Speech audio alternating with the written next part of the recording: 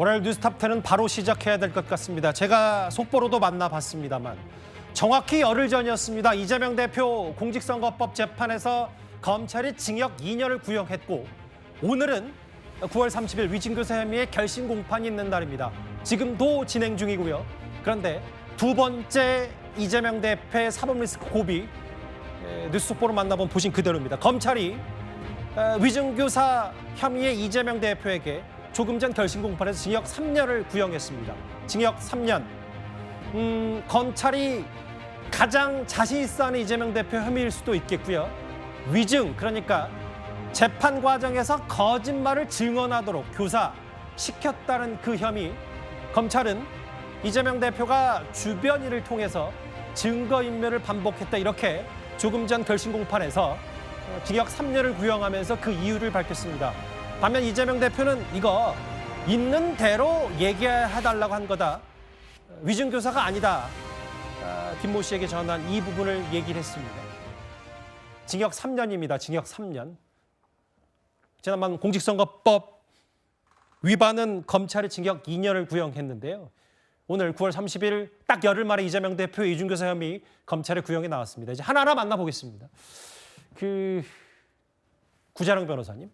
일단 저희가 방금 전에 속보였기 때문에 미리 만들어놓은 이 내용을 봤을 때 위증교사가 대략 양형기준표의 징역 10월에서 한 3년 정도. 그런데 이제 검찰이 최대치의 구형을 한 셈이 됐어요, 그러면? 예, 그렇죠. 근데 이거는 이제 정확히 얘기하면은 법정 최고형을 구형한 것은 아니고요. 예. 법에는 5년 이하의 징역을 선고하게끔 되어 있기 때문에 그 안에서 양형 기준상 대법원의 권고 기준이 3년까지를 권고 기준으로 삼고 있습니다. 사실 죄질이 너무 안 좋으면 그 이상도 선고할 수 있는 것이거든요. 그렇기 때문에 이것은 지극히 통상 구형이다, 이렇게 또 볼 수 있습니다. 많은 분들이, 그리고 또 법조인들이 이번에 위증교사 사건은 구형량을 많이들 맞췄을 것 같아요. 예. 왜냐하면은 이거는 여태까지의 위증 교사와 관련된 판례들을 쭉 분석해 봤을 때 어느 정도 예측되는 면이 있었거든요.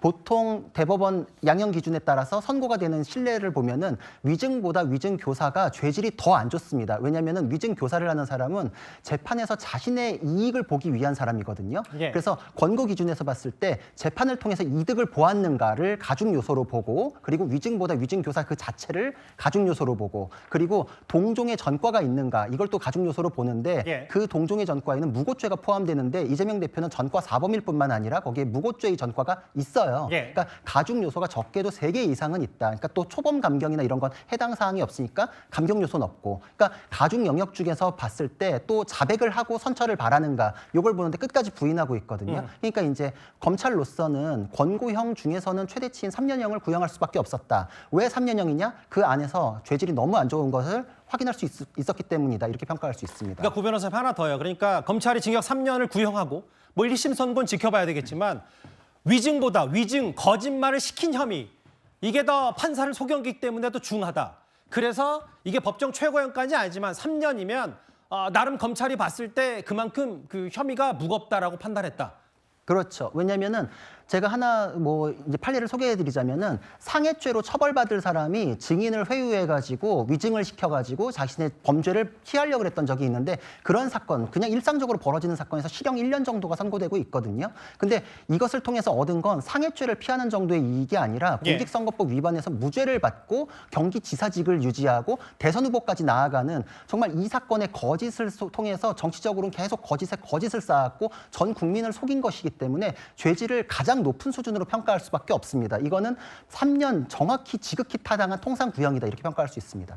알겠습니다. 징역 3년입니다. 바로 뉴스탑10 제 오프닝과 함께 바로 검찰이 징역 3년을 구형했는데, 검찰의 추가적인 설명을 제가 한번 읽어보겠습니다.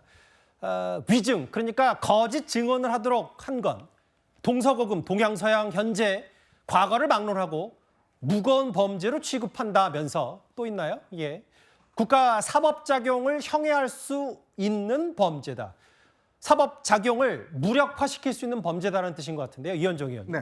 이런 거잖아요. 지난 열흘 전에 징역 2년을 구형했던 선거법 위반 혐의도 그렇고, 지금 제가 물음표했습니다만 제가 손으로 쓸 수도 있어요. 이제 징역 3년 이렇게 구형이 됐는데, 이 얘기는 뭔가 검찰이 구형할 때마다 그 혐의 그 자체보다 그 이후에 이재명 대표의 대응이나 판단 혹은 태도 이런 부분을 또 많이 문제 삼는 것 같습니다. 오늘 검찰의 얘기를 좀 들어보니까. 그렇죠. 공직선거법도 사실은 최고의 어떤 형량을 지금 구형을 했고 이번 위증교사도 3년이라는 지금 현재 양형 기준에 나오는 가장 높은 형량을 구형했습니다. 물론 이건 아직 검찰의 구형량이기 때문에 맞아요. 이제 법원은 어떻게 이제 판단할지를 이제 봐야 되겠지만 일단 검찰 입장에서 볼 때는 이재명 대표가 지금 선거법을 위반하고 위증교사를 한 혐의 그 내용보다는 실제로 그 이후에 벌어진 사실 선거법 같은 경우도 보면 거의 이제 2년 넘게 지금 재판이 진행되고 있지 않습니까? 그 이후에 벌어지고 있는 이 혐의를 어떻게 하든지 간에 어떤 방어하기 위해서 예. 방탄하기 위해서 했던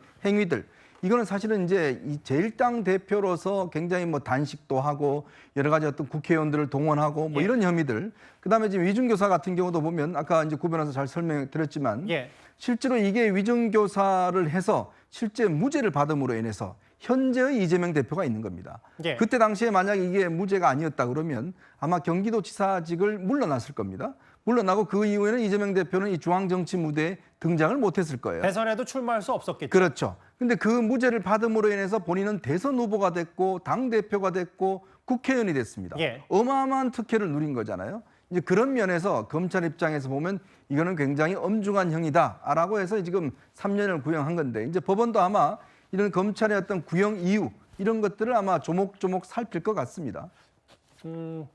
그러게요. 여기 징역 3년, 양형 기준표에 뭐 법정 최고형은 아니라고 구 변호사가 차분히 말씀하셨지만 그럼에도 양형 기준표에는 3년이면 검찰이 구형할 수 있는 거의 최대치 수준 아니냐.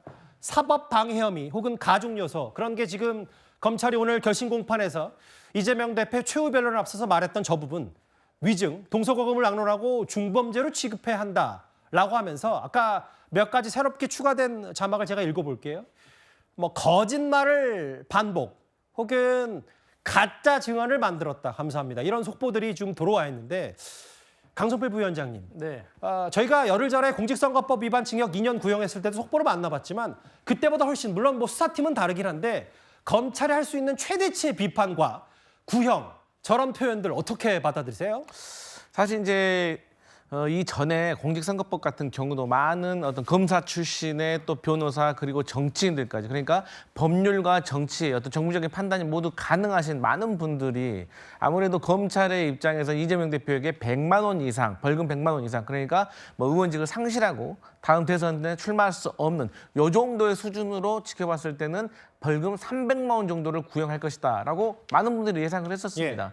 하지만 그런 판단과는 달리 예상과는 달리 결국 최대형 징역 2년이 나온 것은 어쨌든 국민들로 하여금 많은 분들이 검찰이 구형 2년은 사실 유죄 2년, 선고 2년으로 착각할 수도 있는 거거든요. 지난번 공직선거법 위반 재판 말씀하신 거죠? 예. 그런 효과도 누리는 것 같고 어쨌든 이번에 3년을 구형한 것도 검찰로서는 일종의 뭐 검찰 입장에서 사활을 다 걸었다. 그래서 반드시 이재명 대표를 다음 대선에 출마하지 못하게 하겠다. 라는 의지가 저는 보인다고 하는데요. 예. 결국에 선고는 판사가 하는 겁니다. 그렇죠. 예, 그렇기 때문에 이미 녹취 전체를 다 들어봤고 예. 또 어쨌든 분명하게 이재명 대표가 뭐 거짓을 말할 필요 없다. 뭐 사건 재구성하자는 거 아니다. 뭐 이런 것들을 여러 차례 얘기했기 때문에 저는 재판장에서 잘 진실이 소명될 거라고 보여집니다. 맞습니다. 선고 1심 판단은 재판부가 하는 건데 구 변호사님 하나만 더요. 그러니까 잠시 뒤에 또 만나보겠지만 검찰이 이재명 대표의 갖가지 혐의 중에 가장 처벌, 유죄가 나올 가능성이 높다고 스스로 판단하는 게 이 위증교사일 텐데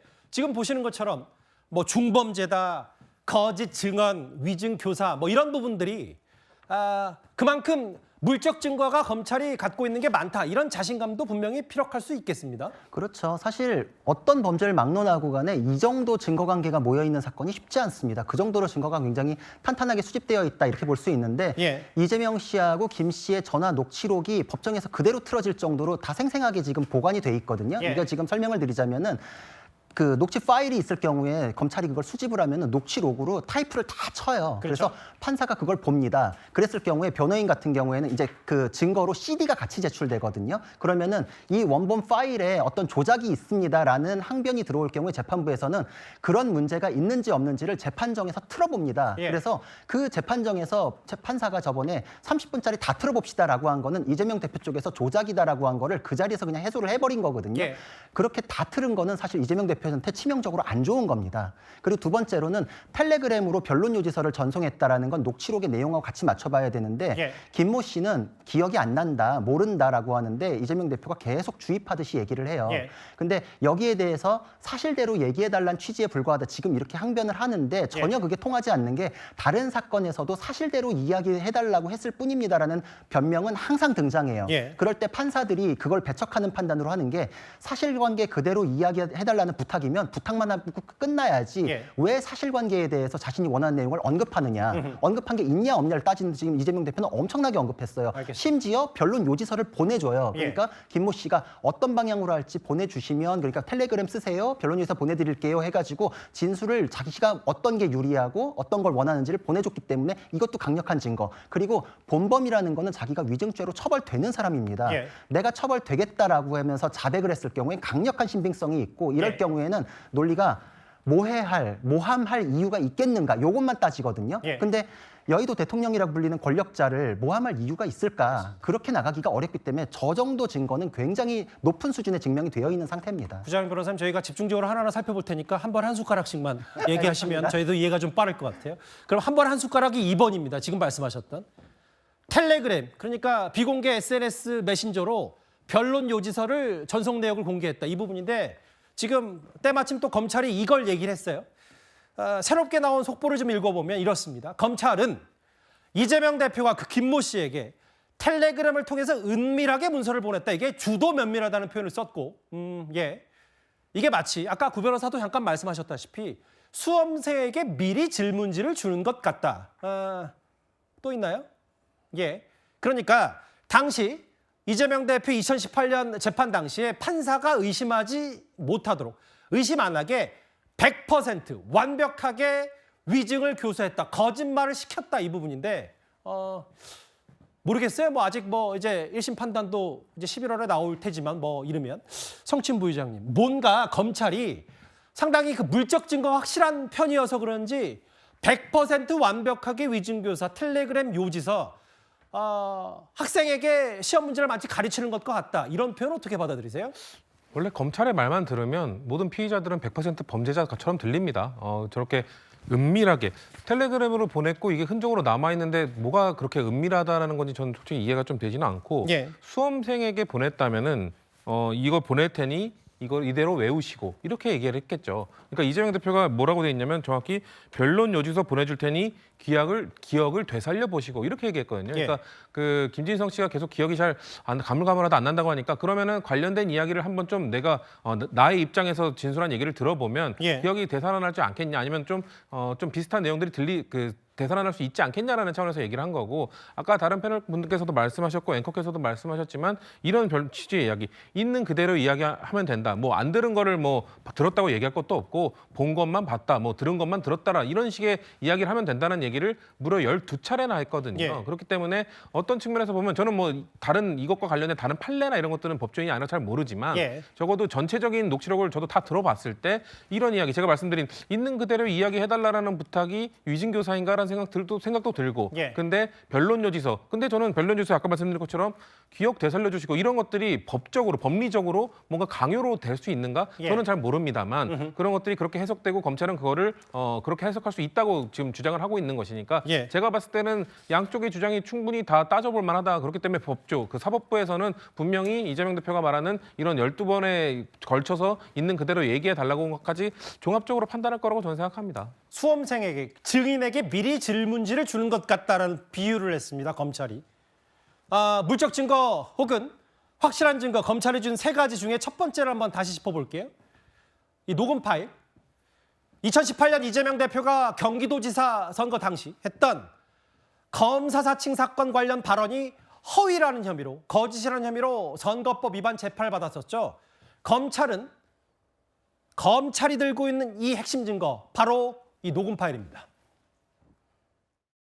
그래서 혹시 내가 김 대표가 도움을 좀 받을 수 있을까 싶어서 그래서 KBS 측하고 그때 당시 그래서 KBS 측하고 얘기하고 PD 측하고도 얘기하고 해서 내가 시킨 걸로 내가 주범인 걸로 해주면 고소를 취소해 주기로 합의했던 걸로 그때 기억하거든요. 너는 봐줄게. 그 이재명이가 한 걸로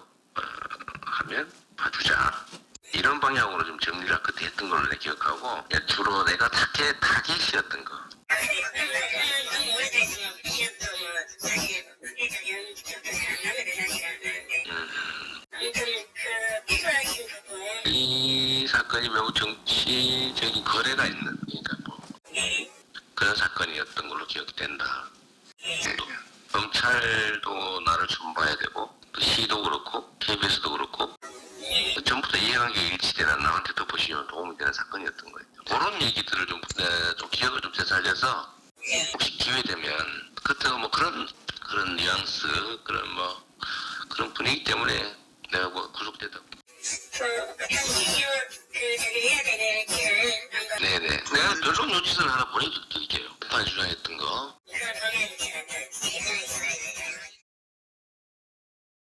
예, 언론을 통해 공개된 일부 위증교사 녹음 파일을 한번 다시 듣고 왔습니다. 다시 들었던 이유는 오늘 뭐 이재명 대표가 저 검찰이 짝짓기 한 거다. 뭐 전체 맥락 들어보면 다 그런 얘기는 아니다라고 하는데 이현정 의원님. 네. 그런데 이제 검찰의 시각 오늘 구형했을 때 봤을 때 증인에게 그냥 전화한 것 자체도 문제다라는 취지도 분명히 있는 것 같아요. 네, 이 문제를 좀 이해하기 위해서는 왜 위증교사를 했는가 이해가 좀 필요할 것 같습니다. 예. 지금 분당에 가면 분당 파크뷰라는 아주 대규모 아파트가 있습니다. 예. 당시에 이게 이제 여러 가지 비리가 있다는 걸 했대요. 당시에 김병량 시장이 계셨어요. 그래서 김병량 시장이 이 인허가 과정 등에서 여러 가지 어떤 불법적인 면이 있었다는 걸 가지고 당시에 이제 이재명 변호사와 그다음 추정 60분의 최모 PD라는 사람이 있습니다. 맞아요. 그 사람이 뭔가 두 사람이 같이 사무실에서 합의를 해서 검사인 것처럼 이 최모 PD가 전화를 합니다. 당시에 수원지검에 서모라는 그런 검사가 있었는데 예. 주로 사투리를 쓰는 검사라 그래요. 그래서 이제 전화를 합니다. 그래서 뭐 은갈치 혹시 받으셨냐 뭐 등등 이런 이야기를 합니다. 예. 골프 같이 쳤죠. 뭐 이런 이야기 합니다. 그래서 이제 이런 걸 녹취를 해요. 이걸 이제 녹취를 이제 다 공개를 합니다. 그래서 이제 김병양 시장은 그때 이제 구속이 되는데 김병양 시장이 나중에 보니까 두 사람이서 짜고 이걸 지금 자기를 했다는 걸 사실하고 두 사람을 고소를 합니다. 예. 자, 그래서 이제 당시에 이재명 대표가 이런 이야기를 하는 거죠. 김병양 시장이 KBS는 고소해서 빼줄 테니까 예. 이재명만 잡아라.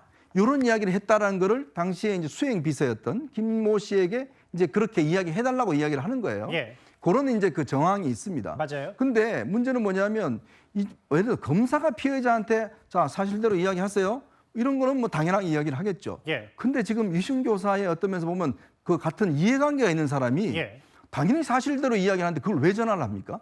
그 전화하는 행동 자체가 굉장히 문제가 있다는 거죠. 예를 들어서 뭐 영화 보시면 조폭이 야 우리 좀 잘하자 하면서 툭툭 치는 거 있잖아요. 그 말로만 보면 잘하자고 했을 뿐인데 예. 근데 그 사람한테는 굉장한 협박이잖아요. 예. 똑같은 거죠.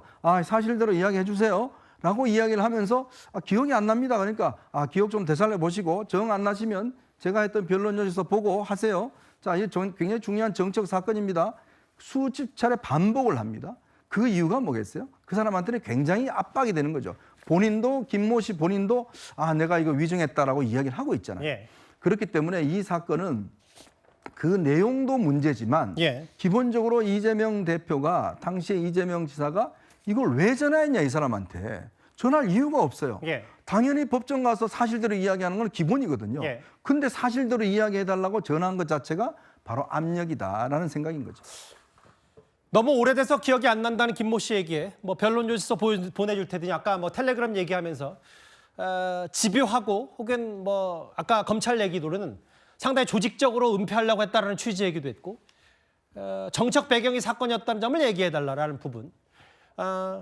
국민의힘의 검찰 출신 의원들 위증 교사 혐의에 대해서 이렇게 판단한 바 있습니다. 직접 한번 들어보겠습니다. 사실대로 이야기해달라고 하는 것 같으면 연락할 필요가 없는 거죠. 증언을 하기로 한 사람한테 연락을 하는 것 자체가 이건 사실 굉장히 위험한 거거든요. 네. 형사재판을 할 때에 증인으로 나오는 사람한테 사실은 개별적인 연락을 하는 것은 굉장히 좀 금기시 되어 있습니다. 사실 증거인멸 시도예요. 대표적인 거짓말 범죄거든요. 그리고 거짓말 범죄는 사법체계의 근간을 훼손합니다. 그렇기 때문에 위증이 들키면 상당히 세게 처벌을 합니다. 이재명 대표는 정말 집요하게 위증을 계속 교사하거든요. 위증을 종용하고 여러 차례에 걸쳐서 이 위증을 한 김 씨한테 심지어 미리 진술서를 받고 그 진술서 내용을 좀 더 자세히 쓰도록 또 시키기도 합니다. 그런 점이 있기 때문에 저는 이재명 대표에 대해서 징역 2년 정도 구형이 될 것으로 예상을 하고 있습니다. 대체적인 선고량으로 봤을 때 징역 1년에서 1년 6월 사이에 실형을 선고하거나 아니면 좀 정상 참작할 여지가 있으면 징역 1년에 집행유예 2년을 선고하거나 일단 뭐 1심 선고 예상까지는 그렇다 치더라도 주진우 의원, 검찰 출신의 주진우 의원은 징역 2년을 예상했는데 조금 전 검찰의 판단은 징역 3년을 구형했습니다. 앞서 얘기했던 거와 비슷한 거예요, 강성필 부위원장님. 네. 검사 출신 곽규택 의원 얘기는 아니 이게 피고인이 증인에게 개별적인 연락은 금기시되는 사항인데 이거 어떤 말을 해도 석연치 않다, 증거인멸 시도다. 이거 어떻게 받아들이세요? 제가 생각할 때는 검사 출신이니까 검사의 시각으로 바라보면 예. 당연히 피의자라든지 공범이라든지 이런 관계에 있었을 때 서로 간에 사전에 연락을 한다는 것은 증거인멸 시도로 충분히 바라볼 수 있다고 봅니다. 예. 하지만 김병량 시장의 비서였던 이 김진성 씨 같은 경우는 이재명 당시 변호사에게 우호적이지 않은 증인입니다. 그리고 이재명 변호사가 예. 당시 법률가이고 또 이런 것들이 녹취의 가능성이 다 있다는 것을 생각하지 못했을까요? 그래서 저는 일반같이 법률 지식이 조금 부족하신 분들은 이렇게 위험한 통화를 할 수 있지만 이재명 당시 변호사 같은 경우는 이런 것에 대해서 나름대로 위헌 요소를 다 인지를 하고 있었기 때문에 저는 여기에 대해서 솔직히 말해달라고 했던 것인데 그럼에도 불구하고 왜 전화했을까? 왜냐하면 당시에도 말을 하고 있지만 이게 그 당시에도 십수년도 지난 오래된 일이기 때문에 어쨌든 기억에 있어서 왜곡이 있을 수 있기 때문에 저는 이재명 당시 변호사가 그렇게 얘기했을 것이라고 보고 어쨌든 저는 이 사건 자체가 어쨌든 언론인이 비위가 있었던 것에 대해서 진실을 파헤치려고 하는 것을 이재명 변호사가 도우려고 했던 일이었기 때문에 본인으로서는 억울했다는 점이 있어서 어떤 여러 가지 이런 것들을 조금 김진성 씨에게 어필하려고 했던 건 아닌가 저는 그렇게 보여집니다. 근데 당시에는 이재명 변호사가 이재명 경기도지사였죠. 예. 굉장히 권력자였습니다. 2018년이요? 그렇죠. 그러니까 경기도지사였고 예. 당시에 이제 김모 씨는 뭘 했냐면 백현동 사업을 했어요. 예. 당시에 백현동 아시겠지만 김인섭 씨 예. 지금 5년 해서 구속된 이분하고 같이 사업을 했습니다. 자 그러다 보니 결국 이게 성남시 사업이었잖아요. 같이 연결돼 있는 거예요. 예. 그렇기 때문에 당시에 그냥 단순한 일개 변호사가 아니라 경기도지사라는 막강한 권한을 가진 사람이 예. 자기와 관련된 사업과 관련된 일을 하는 사람, 즉 김모 씨에게 전화를 했던 바로 그런 부분이기 때문에 굉장히 이게 압박으로 여겨진다는 겁니다. 오늘 결심 공판에서 지금 검찰 구형 전에 이재명 대표도 발언 하나를 했습니다. 왜 김모 씨에게 전화를 했냐? 이런 표현이 나와요. 우아한 전과도 아니고 검찰을 사칭했다는 자존심 상하는 비난을 밝혀보려 했던 것이다. 이 김모 씨의 법정 증언도 하나만한 증언이 사실이 됐던 것이다. 우아한 전과 검찰 사칭했다는 자존심 상하는 비난을 밝혀버렸던 것이다.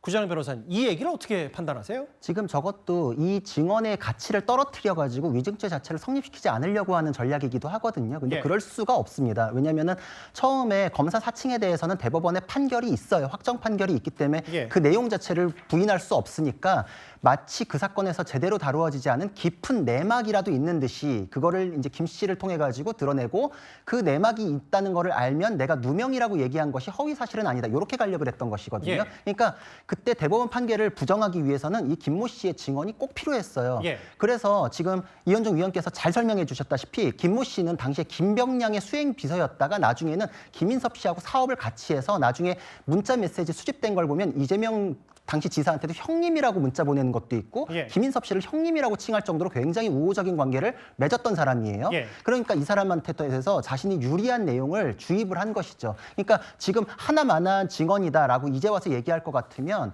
그때 증인으로 신청할 이유도 없는데 처음에 정진상, 김인섭을 통해 가지고 회유를 한번 합니다. 예. 그때 사실관계가 이제 기억이 안 난다고 해서 거절을 했더니 이재명 대표가 이게 다른 사람을 통하니까 말이 안 통하는구나 그래서 자기가 다급하니까 직접 전화를 하기 시작해서 이게 지금 녹취가 된 것인데 예. 그 이후에 자기가 양심에 꺼리고 두려워서 못 나가겠다 그래서 한번 불출석을 해요. 예. 근데 또 불러요. 그래 놓고서 이제 가치가 없는 증인이었다라고 하니까 그 김모 씨 같은 경우에는 그런 얘기에 대해서 인격적인 모멸감까지 느낀다는 얘기를 재판장에서 토로를 했을 정도거든요. 예. 그러니까 이 내막이 깊은 사건이다라는 것에 대해서 심지어 이렇게 얘기합니다. 김병량 시장과 KBS 사이에 내막이 있다는 얘기가 나오면 딱 좋아요. 이런 식으로 어떤 증언이 자신에게 유리하다까지 찍어줬기 때문에 예. 그 증언은 굉장히 핵심 증언이었다. 그걸 통해서 무죄를 받았다 이렇게 평가할 수 있습니다. 근데 이제 헷갈리시는 분들이 있으니까 구 변호사님 말씀처럼 우한 전과도 아니고 검찰을 사칭했다는 이 부분은 대법원에서 뭐 이재명 대표가 억울하든 말든 유죄 판결이 나온 거잖아요. 이거는 자존심 상하는 비난을 밝혀버렸던 건 이 대표의 개인적인 시각인 거고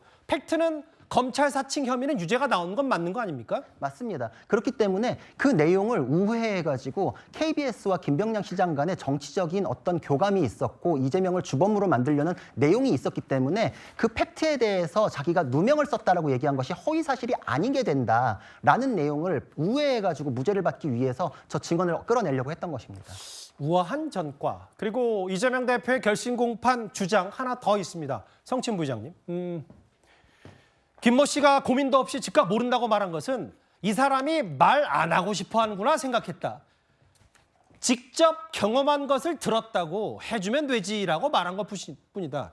그러니까 있는 그대로 얘기해달라는 건데 이게 뭐 되도록인지 모르겠습니다. 있는 그대로 얘기할 걸 왜 전화해서 뭐 변론 요지서 보내고 있는 그대로 얘기해달라고 누군가가 봤을 땐 강요, 누군가가 봤을 땐 그냥 사실 요구 뭐 이렇게 받아들이는지 모르겠어요. 맞습니다. 말씀하신 부분 때문에 전화를 한 것은 이재명 대표에겐 불리하게 작용을 하겠죠. 다만 그 전체적인 풀 녹취록에 저 이재명 대표가 계속 변론을 하고 있는 직접 경험한 것을 들은 걸 들었다고 해라. 안 들은 거 들었다고 하지 말라. 이렇게 반복돼서 한 12번 정도 이야기한 것은 저는 이재명 대표 측에 유리한 증거로서 또 활용될 수도 있다고 생각합니다. 그렇기 때문에 저렇게 말한 거 모른다고 할 때 이 사람이 진짜 모른다고 하는 것인지 아니면 말하는 걸 부담스럽게 느껴서 모른다고 하는 것인지 이거에 대한 판단을 본인은 했다라고 주장을 하고 있는 것이고 그 후자이기 때문에 부담을 느껴서 안 하는 걸로 느껴졌기 때문에 그렇다면은 그 아마도 내가 변론조치서를 난 이렇게 기억하고 있고 나는 그 이재명 대표도 당시에도 상당히 오래된 거기 때문에 기억하기 어려웠을 겁니다. 그렇기 때문에 난 이런 식으로 내가 기억한다고 변론을 한 것이다라고 주장을 했다고 말을 하고 있는 것이고요.